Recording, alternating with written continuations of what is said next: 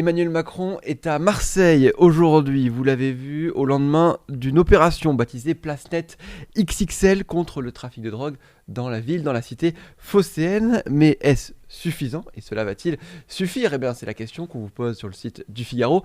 Trafic de drogue, pensez-vous que l'État peut reprendre en main la situation à Marseille? Et pour répondre à cette question, je suis avec Christophe Cornevin. Bonjour Christophe. Bonjour Vincent. Merci d'être avec nous. Vous revenez justement de Marseille, vous y étiez depuis dimanche, vous étiez hier matin avec les forces de l'ordre. Vous allez nous raconter déjà qu'est-ce que vous avez vu sur place? Eh bien, écoutez, on est en fait lundi matin, on a commencé à participer à l'élaboration des derniers détails de l'opération à 3 heures jusqu'à 5 heures. Et après, nous nous sommes déployés sur 2 sites. Un site qui est le Castellas, la cité du Castellas, qui est dans le quartier nord de Marseille et qui est dans lequel il y avait une cible judiciaire là qu'il fallait interpeller, relativement méfiante. Donc on est arrivé juste avant 6 heures parce que parfois il quitte son domicile à 6 heures parce qu'il a peur d'être interpellé. Donc il change de domicile tout le temps avant 6 heures du matin. Donc là, l'appartement avait été cerné. C'est quelqu'un, lui, qui était un logisticien pour les trafiquants de drogue, en tout cas logisticien présumé, dans la mesure où il avait acheté de manière frauduleuse une vingtaine de voitures de luxe puissantes, des voitures allemandes, Mercedes, BMW, qui pouvaient utiliser dans les trafics et dont certains ont d'ailleurs été retrouvés calcinés pour des raisons tout à fait inexpliquées. Alors, vous aviez sorti l'information dès hier matin. Vous étiez au courant depuis plusieurs jours. Comment ça se passe dans ces cas-là? En fait, cette opération est véritablement confidentielle et on pourrait même dire secrète parce que évidemment l'effet de surprise est absolument capital dans ce genre de plan de bataille et vu le profil des cibles à atteindre. Et donc l'idée, c'est que le ministre de l'Intérieur, depuis 6 mois, dans le plus grand secret, avait commencé à faire des réunions avec ses principaux responsables de la police, de la gendarmerie à Paris, mais aussi à Marseille, pour essayer de voir comment on pouvait, travailler sur quelles étaient les cités sur lesquelles il fallait porter l'accent et donner un grand coup de balai, et par ailleurs, essayer de voir un peu quelles étaient les têtes d'affiche. Si vous me passez cette expression, c'est les têtes d'affiche du milieu trafiquant qu'il fallait cibler et frapper en priorité, tous au même moment. Et donc, il y a eu plusieurs réunions. Et au terme de la 5e réunion, le ministre de l'Intérieur voulait, je pense, montrer qu'on n'était pas là, il n'était pas que dans de la communication, dans quelque chose de très opérationnel. Et en fait, j'ai été invité à me rendre compte des Place Beauvau, où j'ai assisté à une réunion véritablement sans caméra. Et là, l'idée, c'était pas du tout de faire de la com, c'était clair. Et après, un deuxième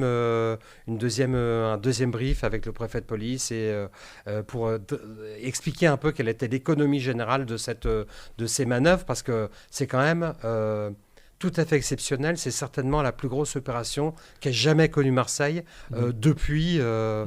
presque depuis l'après-guerre, en tout cas contre le banditisme. Ça, parce qu'on parle depuis longtemps de ces opérations Place Nette. Là, c'est Place Nette XXL, on l'a bien compris. Les moyens mis en œuvre hier sont des moyens complètement exceptionnels? Complètement exceptionnels. Place Nette XXL, c'est quand même, pour une ville comme Marseille, il y a eu 750 policiers et gendarmes qui ont été embarqués dans cette opération. Il y en a plus de 4000 par semaine. Et après, il y a le nombre d'objectifs d'opérations ciblées. C'est-à-dire que ce grand travail en amont que j'évoquais tout à l'heure a permis de définir 170 objectifs ciblés à faire dans le temps long. C'est-à-dire que les deux principales nouveautés de ce plan de bataille, pareil, c'est que généralement les policiers et les gendarmes intervenaient, faisaient ce qu'on appelle des descentes dans les cités et notamment dans le cas de PlaceNet, ça durait 2-3 jours maximum. Là, l'idée c'est vraiment et c'est ça la première nouveauté, c'est de s'installer dans le temps, travailler dans la profondeur, c'est-à-dire ça va durer normalement, on dit 3 semaines. Moi, j'ai eu des informations selon lesquelles normalement ça devrait durer au moins jusqu'à la fin de la première semaine d'avril. Donc c'est-à-dire que les forces de l'ordre sont dans ces quartiers, ont démantelé des points de deal et ils vont rester sur place. Ils vont pas partir, c'est ça? Ah ouais, non. Vraiment, l'idée, c'est la PlaceNet. En fait, c'est une philosophie. Les moyens, on vient d'en parler, et un plan de bataille. La philosophie, c'est vraiment c'est de faire le ménage à tous les niveaux, du sol au plafond. Au niveau du sol, au niveau du terrain, je dirais, c'est véritablement de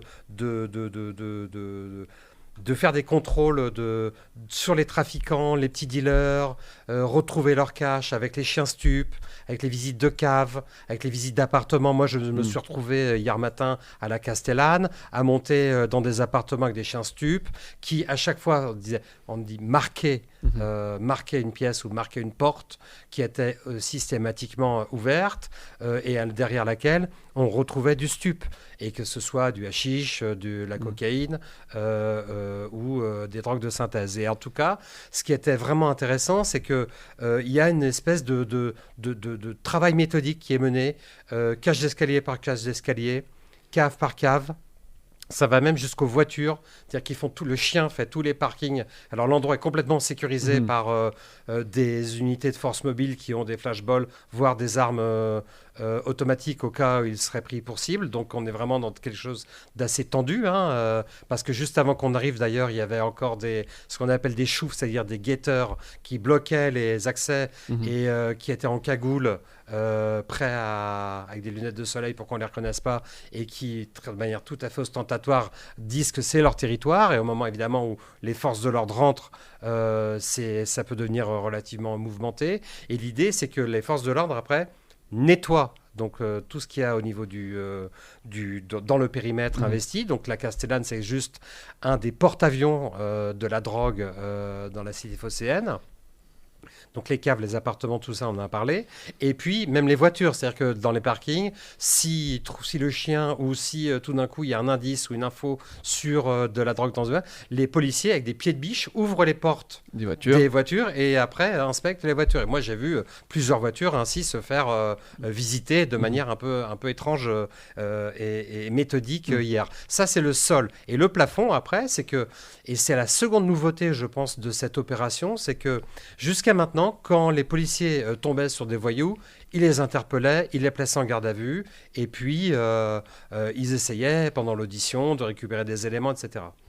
Là, il y a un principe de préjudiciarisation. Préjudiciarisation, ça veut dire quoi? Ça veut dire que avant d'interpeller quelqu'un, pendant les 6 mois là, qu'a été mis en place ce plan de bataille secret, les services de la police judiciaire ont mené un travail extrêmement méticuleux avec les magistrats, des magistrats instructeurs, mais aussi les magistrats du parquet, pour essayer de sonoriser, c'est-à-dire mettre des moyens techniques sur des gens dont ils pouvaient supposer qu'ils étaient impliqués dans le trafic, et faire des filatures, et donc documenter des dossiers judiciaires extrêmement nourris avant de passer à l'opération qui a commencé hier. Et donc, l'idée, c'est qu'on ait enfin des sanctions pénales qui soient à la hauteur de l'investissement qui a été consenti par les forces de l'ordre sur le terrain. Et ces investissements sont énormes parce qu'il y a évidemment la PJ marseillaise, il y a 300 policiers en plus qui ont été nommés dans la cité phocéenne récemment. Il y a eu le renfort de ce qu'on appelle l'unité d'investigation nationale, qui sont des super enquêteurs en fait qui viennent de Paris et qui viennent épauler leurs collègues. On a révélé que la DGSI, donc le service de contre-espionnage et de lutte anti-terroriste, a été aussi invité à travailler maintenant sur les narcotrafics avec tous ces moyens de captation, de renseignement, voilà.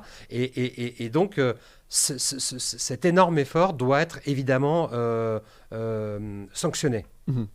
D'où ce travail de Préjudiciarisation. pardon. Est-ce qu'on a, alors il y avait Emmanuel Macron qui était sur place aujourd'hui, est-ce qu'on a aujourd'hui le bilan de cette opération qui a débuté hier? Oui, alors on a un premier bilan, mais on est qu'au tout début de la phase. Là, par exemple, rien que pour la journée d'hier, à 14 heures, donc on a commencé, les opérations ont commencé hier matin. Aujourd'hui à 14 heures, il y avait plus de 80, il y avait 82 interpellés exactement, une soixantaine de personnes qui sont en garde à vue, ce qui est d'ailleurs, entre vous et moi, Vincent, plus que ce que les policiers avaient imaginé, parce qu'ils avaient imaginé un nombre d'objectifs un peu plus faible. Ça veut dire qu'en fait, quand on interpelle quelqu'un, dans son entourage, on trouve tout de suite quelqu'un d'autre.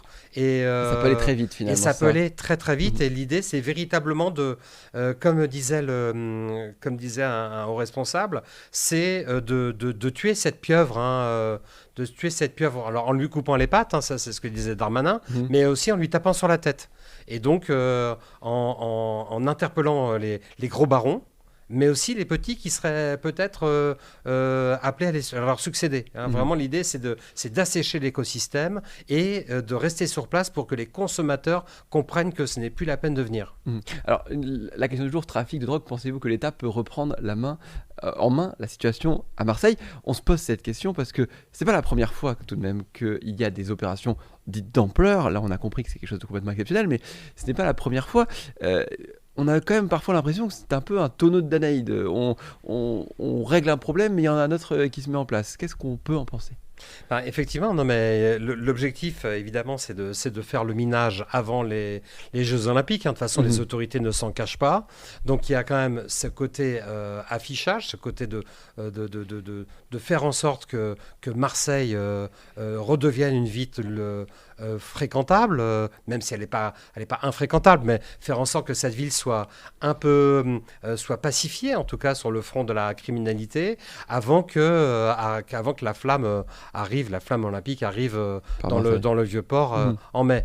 Donc il y a quand même une espèce de course contre la montre là, qui est en train d'être menée. Et effectivement, Vincent, vous avez complètement raison dans la mesure où il va falloir qui tiennent sur le long terme, parce que la difficulté de l'opération Place Nette, c'est effectivement que ça va durer jusqu'à début avril, mais quand les forces de l'ordre vont partir, la nature ayant horreur du vide, et en particulier dans le milieu des stupes, et en particulier comme dans des villes comme Marseille, où les donneurs d'ordre ne sont pas dans la ville, mais sont à l'étranger, où la drogue n'est pas dans les quartiers, mais dans des caches un peu ailleurs, où les guetteurs, les charbonneurs, les collecteurs d'argent sont tous sont étanches, ils sont décloisonnés les uns des autres, donc c'est extrêmement difficile de tout démembrer. Ils peuvent se reconstituer quand même de manière assez rapide. Et donc le pari sera de voir si effectivement, au terme de cette opération Place Nette, Marseille peut relever la tête et que ses habitants se sentent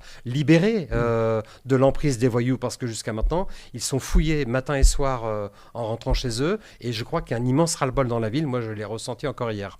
En y allant. Alors, il y a aussi ce qui se passe à Marseille, et ça va être élargi à d'autres villes, a annoncé Emmanuel Macron. La drogue, c'est la mère des batailles.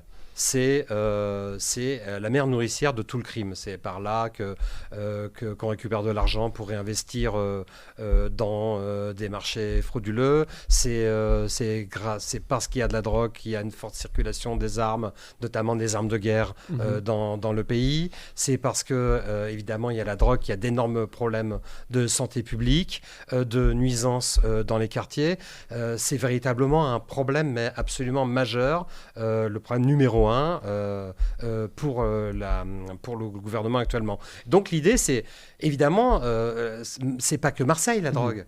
La drogue, on l'a vu d'ailleurs à travers les règlements de compte, on la retrouve maintenant dans des villes moyennes où des gens se font tuer à la Kalachnikov, alors à Clermont-Ferrand, à Rennes, dans des villes à Alençon, des gens qui... Jusqu'à maintenant, c'était pas du tout le sanctuaire d'une criminalité organisée. Donc, cette méthode de la place nette où on essaye de cette philosophie de la place nette avec ses moyens importants, en fait, ça va tourner d'agglomération en agglomération. On peut imaginer que Lyon, par exemple, Bordeaux, voire Rennes, qui a été encore récemment le théâtre de violences particulièrement lourdes entre des bandes rivales sur fond de narcotrafic, puissent profiter, je dirais, de cet électrochoc qu'a envie de donner l'État. Effectivement. Merci beaucoup Christophe Cornevin d'avoir été avec nous aujourd'hui. Je rappelle notre question du jour. Trafic de drogue, pensez-vous que l'État peut reprendre en main la situation à Marseille ? 36% des internautes répondent oui, ce qui est moins de la moitié. Ils ne font pas forcément confiance au gouvernement et on comprend bien tout là l'enjeu de ce qui se passe à Marseille. Merci beaucoup d'avoir été avec nous. Vous pouvez retrouver bien sûr tous les articles en rapport avec ce qui se passe à Marseille en ce moment sur le site du Figaro et moi je vous dis à bientôt pour de nouveaux lives sur Figaro Live et à 17h vous avez rendez-vous avec Point de vue.